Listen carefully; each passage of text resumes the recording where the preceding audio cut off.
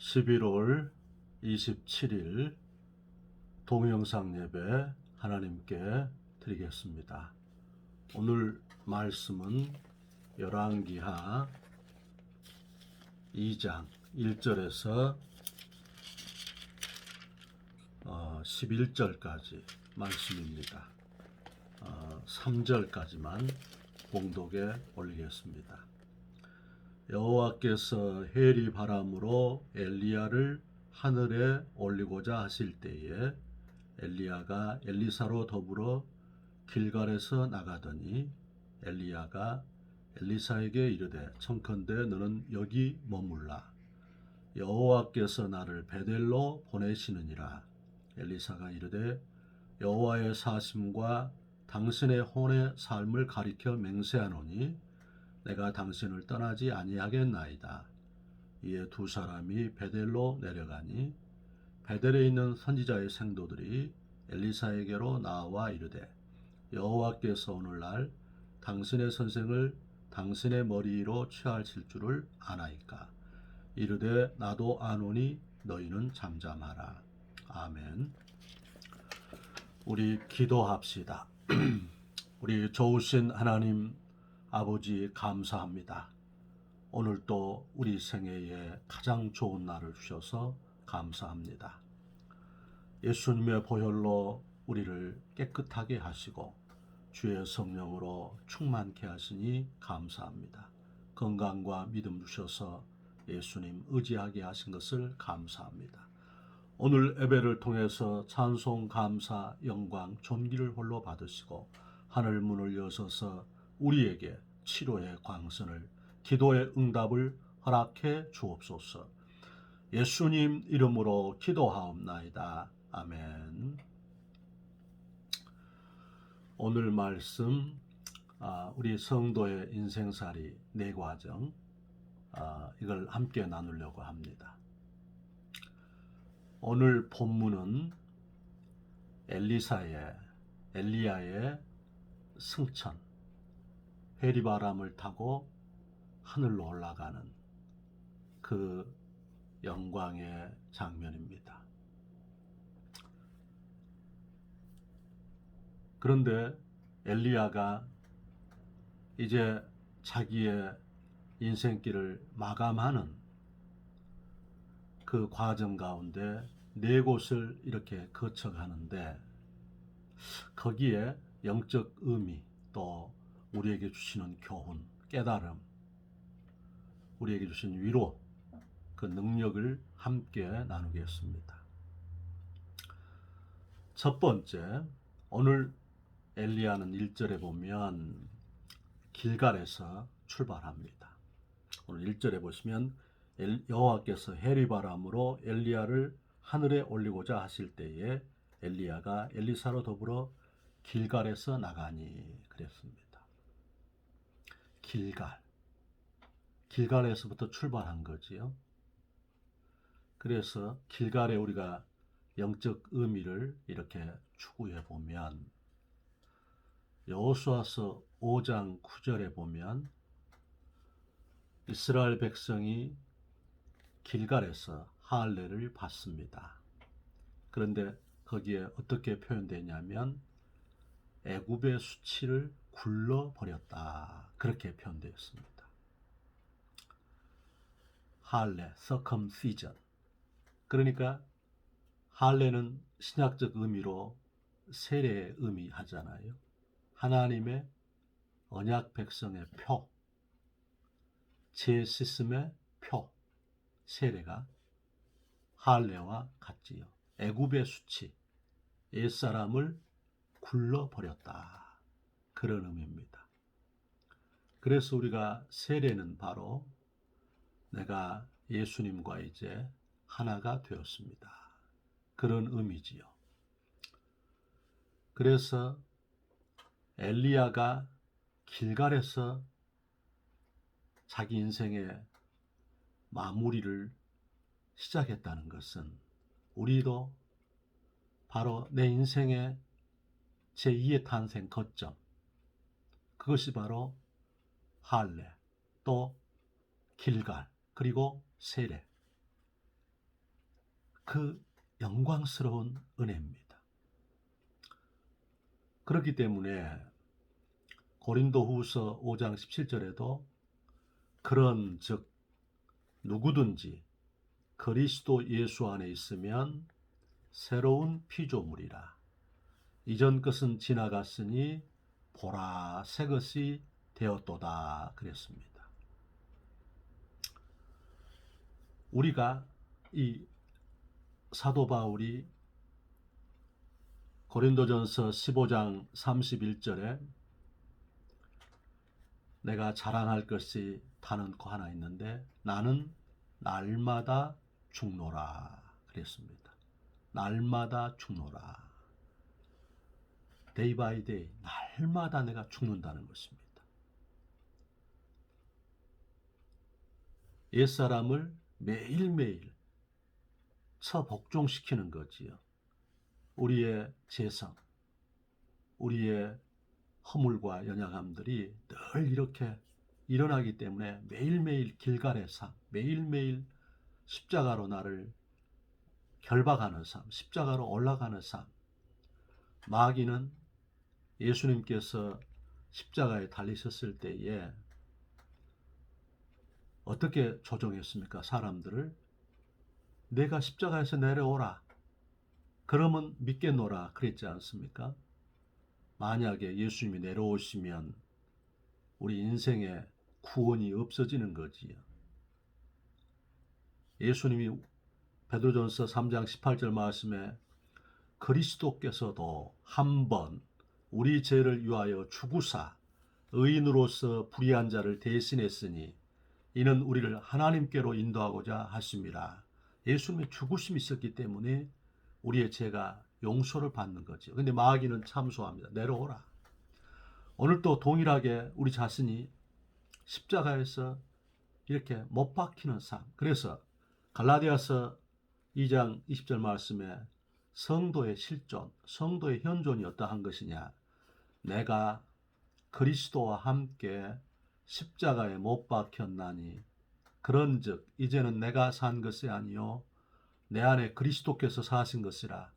내가 육체 가운데 사는 것은 나를 사랑하사 나를 위하여 자기 몸을 버리신 예수님을 믿는 믿음으로 사는 것이라 그랬습니다. 우리의 현존이 무엇이라요? 내가 그리스도와 함께 십자가에 못 박혔나니.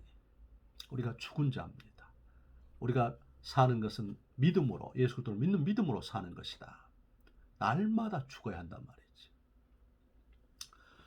그런 시사점을 두는 우리에게 조심해야 될 것을 보여준 것이 사무엘상 15장에 보면 이 사울 왕이 아말렉을 이렇게 물리치고 돌아오면서 길갈에서 자기를 위해서 기념비를 세웁니다.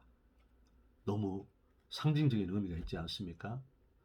여호수아서 5장에서는 길갈은 할례를 하며 옛사람을 죽이는 자리였는데 사울왕은 방심하고 사울왕은 자기를 처복종시키지 못하므로 길갈에서 자기를 위해서 기념비를 세우는, 우리는 매일매일 이 길갈이 어쩔 때는 우리 삶 속에서 이렇게 십자가로 결박돼서 나를 처복종시키는 자리가 될 수 있지만 또 한편으로 우리가 방심하고 깨어있지 못하면 사울처럼 그렇게 길갈에서 나를 위해서 기념비를 세우는 그런 자가 되는 것입니다.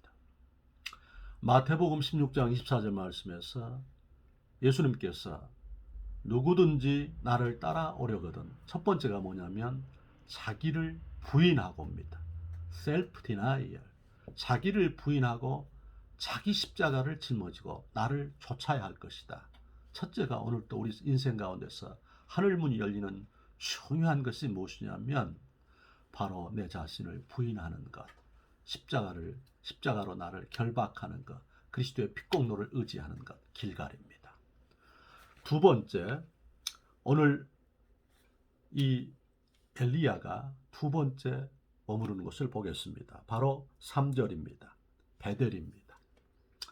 베델은 우리가 창세기 28장에 베델은 바로 하나님의 집, 야곱이 돌베개 취하여서 광야에서 형의 눈 피하여서 주랭랑 놀 때에 돌베개 취하여서 잠잔 그 자리에 하나님께서 찾아오셨지요. 그래서 여기가 하나님이 계시는 곳이구나. 그래서 그곳을 그 후에 자기가 베고자 한 돌을 세우고 기름을 붓고 거기를 베델이라 했습니다. 베델은 하나님의 집이라는 의미입니다. 우리가 길갈 할례하고 난 뒤에 우리 생애가 경험하는 곳이 무엇일까요? 교회인 것입니다. 주께서 우리를 주의 몸된 교회 가운데 거하게 하시는 것입니다. 우리 주님께서 교회는 이사야 56장 7절 말씀에서 내 집은 만민이 기도하는 집이라 그랬습니다. 고린도전서 3장 16절은 성도를 향해서 성도는 살아계신 하나님의 성전이다. 사도행전 20장 28절 말씀에 하나님의 핏값으로 사신 교회라 그랬습니다. 에베소서 1장 20절 말씀에 교회는 내 몸이니 예수님께서 교회가 내 몸이라. 그래서 지옥의 세력이, 음부의 세력이, 사망의 세력이, 마귀의 세력이 교회를 못 이기는 것입니다. 그리고 우리가 이 영광, 주의 몸된 교회의 한 지체로서 우리 하나님께서 우리를 세워주시는 이 은혜, 이게 성도의 인생살이인 것입니다. 마태복음 16장 18절 말씀에 내가 이 반석 위에 내 교회를 세우리니 음부의 권세가 이기지 못하리라. 하나님의 피값 사신 교회, 주의 몸된 교회, 마귀의 권세가, 지옥의 세력이 이기지 못하는 것입니다. 그렇기 때문에 예수님께서 누가복음 2장 49절 말씀에 내가 내 아버지 집에 있어야 할 줄을 모르셨습니까? 너무 놀라운 표현이지요. 예수님께서 바로 성전에 당신의 임재와 영광을 나타내 주시겠다는, 그 안에 거하신다는 것입니다. 그러므로 우리는 주님의 은혜 가운데서 영과 진리로 예배하는, 요한복음 4장 23절 24절 말씀에서 하나님은 영이시니 예배하는 자가 영과 진리로 예배할지니라. 또한 믿음으로 우리가 예배해야 됩니다. 믿음이 없이는 기쁘시게 못하나니 하나님께 나아가는 자는 반드시 그가 계신 것과 그가 자기를 찾는 자들에게 상 주시는 있음을 믿어야 할지니라. 우리는 주님의 은혜 가운데서 시편 84편 3절에 3세도 성전에서 제 집을 얻고 새끼둘 보금자를 얻었다 했습니다. 미천한 것들까지 다 성전에서 하나님 우리 아버지께서 생명싸개가 되어주시겠다는 것입니다. 우리는 요한복음 14장 1절 2절 말씀에 너희는 마음에 근심하지 말라. 하나님을 믿으니 또 나를 믿으라. 내 아버지 집에는 거할 곳이 많도다. 내가 너희를 위해서 처소를 예비하러 가노니 처소를 예비하면 다시 너희에게로 와서 너희를 나 있는 곳으로 영접하겠다 했습니다. 우리 인생살이 가운데 할례를 경험하고 길갈을 경험한 뒤에 베델 가운데 거하게 하시는 영광, 우리가 확고하게 붙들기를 축복합니다. 세 번째, 오늘 엘리야는 베델에서 여리고로 갑니다. 여리고는 바로 전에 성기순례 가서 여리고에 갔을 때 많은 깨달음이 있었습니다. 그곳은 이스라엘의 통치 영역 가운데 있지만은 너무 놀라웠게 팔레스타인, 블레셋이죠. 블레셋. 그들이 그곳을 다스리고 있었어요. 희한하지요. 바로 이스라엘의 그 영토인데 팔레스타인들이 거기를 이렇게 치리하고 있더라 하는 것이지요. 너무나도 우리한테 교훈을 주는 게 많았습니다. 우리가 누가복음 10장에도 보면 예루살렘에서 여리고로 한 사람이 내려가다 강도를 만나지 않습니까? 그래서 가진 것을 다 빼앗기고 거반 죽게 되었다는 표현이 나왔습니다. 그러므로 여리고는 바로 세상입니다. 여리고는 바로 치열한 갈등과 문제가 있는 마귀의 존재가 있는 바로 이 우리 삶의 현장입니다.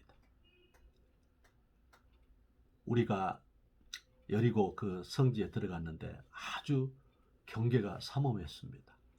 그런데 단지 그 여리고 성 잠깐 그걸 보고 아직도 유적이 발견되지 않은 게 많은데요. 하나 이렇게 깊이 인상적으로 남아있는 게 뭐냐면 여리고 성벽의 그 성무였습니다. 이 기둥 한 두 사람이 이렇게 안아야만큼 이렇게 닿을 수 있는 그렇게 굵은 기둥이었습니다.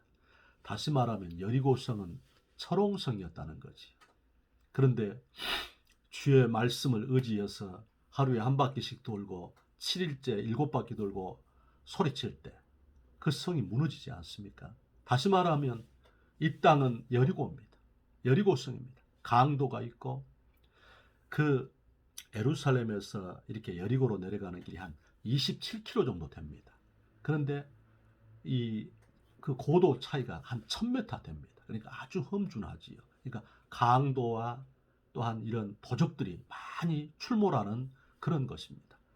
우리 삶의 현장 아닙니까? 바로 엘리야가 길갈에서 베델에서 여리고로 간 그 속에서 바로 이제 우리가 이렇게 예수님을 모시고 예배를 통해서 은혜를 받고 내 삶의 현장 여리고에 우리가 들어간다는 것이지요. 그렇기 때문에 우리는 이 여리고를 골리앗을 이 다윗이 어떻게 극복합니까? 당시 다윗은 신학자들의 말에 의하면 17살 정도 그런 바로 고등학생 정도의 청소년이었습니다. 골리앗은 키가 거의 3m에 가까운 그리고 얼마나 몸집이 크든지 한 사람이 방패를 들고 그를 보호하고 그런데 다윗은 어떻게 고백했습니까? 너는 칼과 창과 단창으로 내게 오지만은 나는 내가 멸시하는 만군의 여호와 이름으로 내 앞에 가노라 하면서 물맷돌을 꺼내서 그에게 던졌을 때에 하나님께서 그 물맷돌이 인중에 박히게 하여서 골리앗을 제압하지 않습니까? 우리 이 땅에서 씨름은 혈과 육의 씨름이 아니고 우리가 악의 영들 마귀와의 전투이기 때문에 주께서 우리한테 근신하라 깨어라 너희 대적 마귀가 우는 사자처럼 두루다니며 삼킬 자를 찾나니 너는 믿음을 굳게 하여 저를 대적하라 했습니다.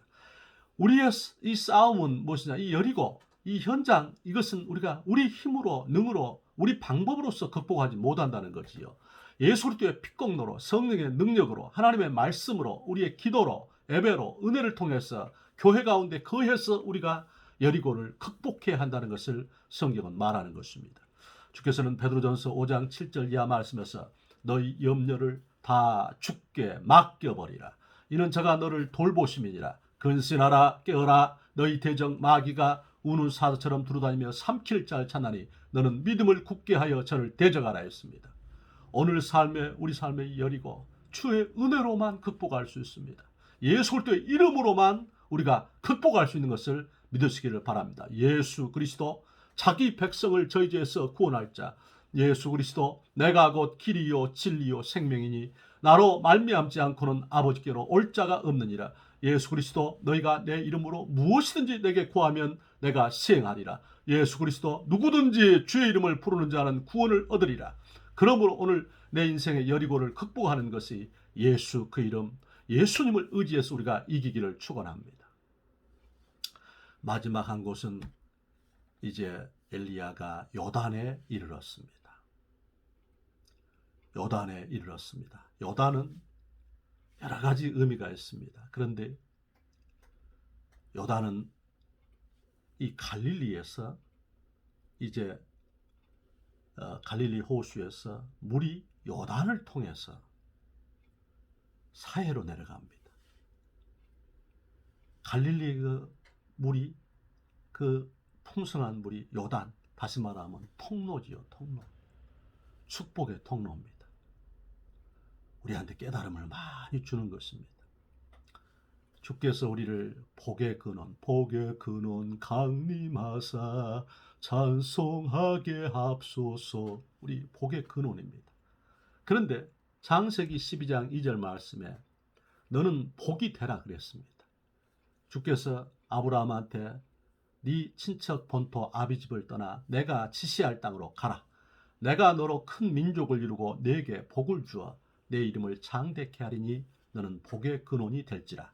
너를 축복하는 자를 내가 축복하고 너를 저주하는 자를 내가 저주하리니 천하 만민이 너로 말미암아 복을 받을 것이다. 히브리서 6장 14절은 내가 너를 반드시 복주고 복주며 번성케 하고 번성케 하리라. 너는 복의 근원이 될지라. 이 영어 표현이 You shall be a blessing입니다. You shall be a blessing. 너는 복이 될 것이라는 것입니다. 할렐루야. 예수 사람은 복이 되는 것입니다. 삶 자체가 복이 되는 것입니다. 복의 근원이 되는 것입니다. 복이 되는 것입니다. 바로 요단의 그 의미 가운데 우리 삶이 축복의 통로라는 것입니다. 우리 자신이. 그래서 베드로전서 2장 9절 말씀에도 우리를 어떻게 명명했습니까?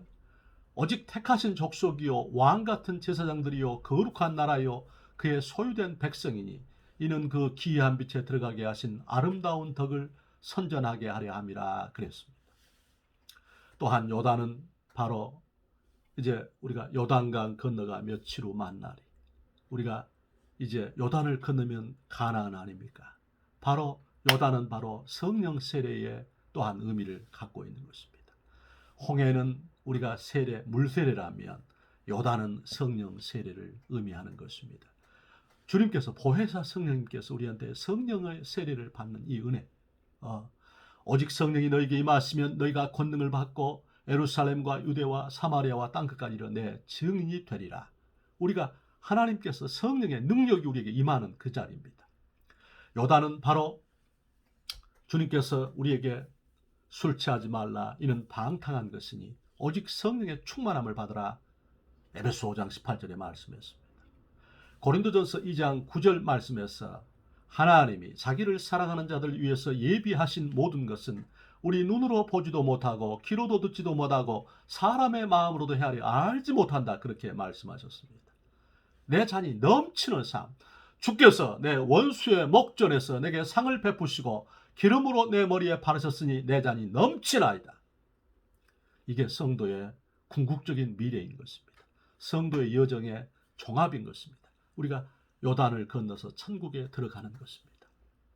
우리 성도들이 주님의 은혜 가운데서 엘리야가 그 인생을 마감하면서 그 네 곳의 지명을 통과하면서 우리에게 주신 교훈을 붙들고 오늘 하루 승리하시기를 주의 이름으로 축원합니다. 기도합시다. 주님, 우리 성도들에게 성령의 충만함과 강건함을 그리스도의 피의 능력과 은혜로 오늘 하루 이기는 자가 될 수 있도록 축복해 주옵소서. 예수님 이름으로 기도하옵나이다. 아멘.